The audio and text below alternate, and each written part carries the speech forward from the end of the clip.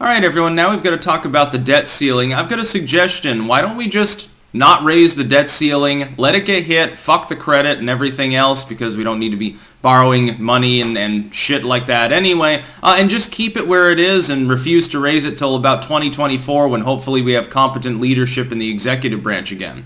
Right now we have a government, a chief executive that, I'm like on Twitter the other day was saying, well, my Build Back Better plan doesn't cost anything. It costs $3.5 trillion, and the majority of it has nothing to do with the infrastructure it's earmarked for. You're trying to corporatize crypto and spy on people's bank accounts and weird shit like that. It has nothing whatsoever to do with infrastructure. It has nothing to do with adding to the economy, which isn't even done at the central level. Central investments almost never bring a return.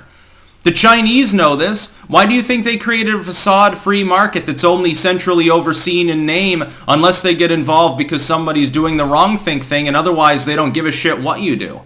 With essentially like the most laissez-faire of industrial zones created just so that they can exploit workers in the environment because it happens to be good for China. Why do you think they do that? Because those investments actually make a return. If you look at the differential between centrally invested and non-centrally invested projects in the world, guess which one wins 9 times out of 10? The idea that the federal government would throw $3.5 trillion largely at bullshit that we know is not going to bring a return, or in some cases isn't meant to bring a return, like the IRS expansion is meant to punitively punish Biden's ideological foes. It's meant to audit people for political reasons. Don't fucking try to kid me and say, well, it's only for people that are making a lot of money. No, it's not.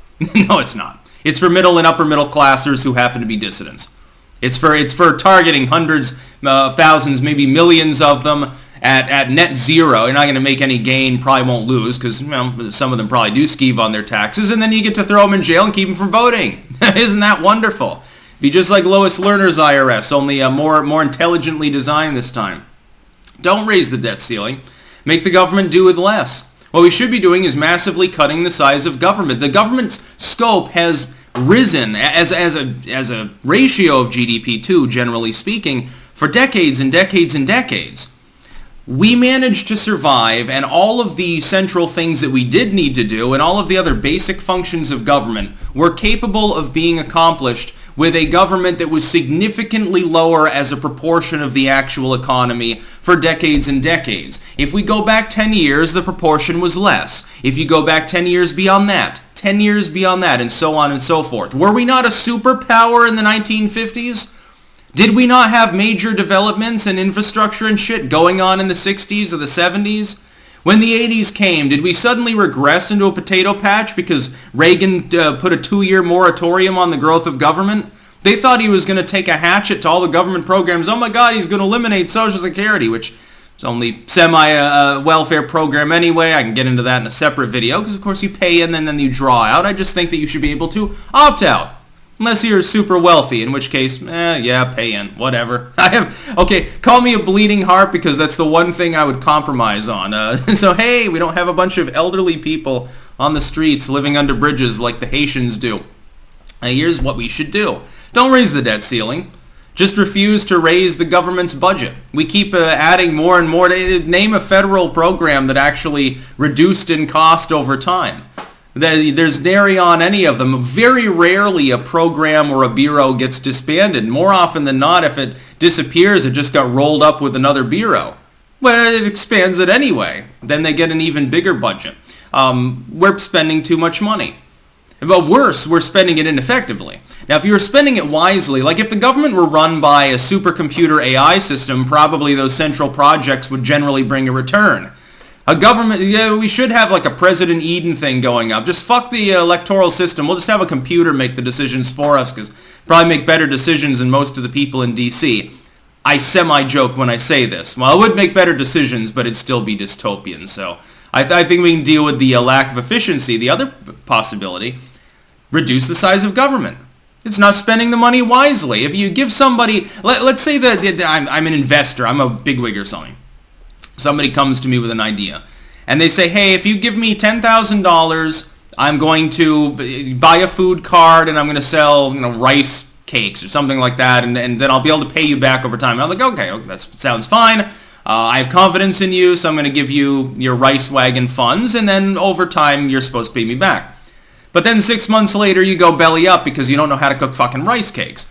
Am I going to look at that situation where you've completely failed and say, hey, I think I'll lend you more money. Let's try this again. Maybe this time you have a peanut butter crisp cart.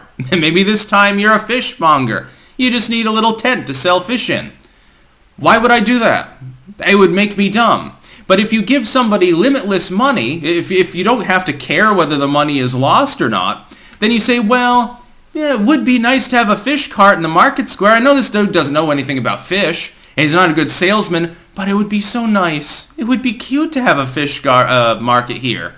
I like fish markets. Other people like fish markets. Yeah, it may not pan out. They may continuously hemorrhage money, but they'll be able to buy nice, fresh, organic fish.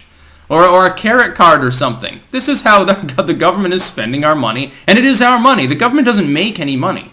All it can do is shuffle wealth around from one private to another private group. It can't do anything in and of itself. Hell, these days, they're trying to outsource spying. They're trying to outsource killing people, mercenaries and shit like that, private contractors.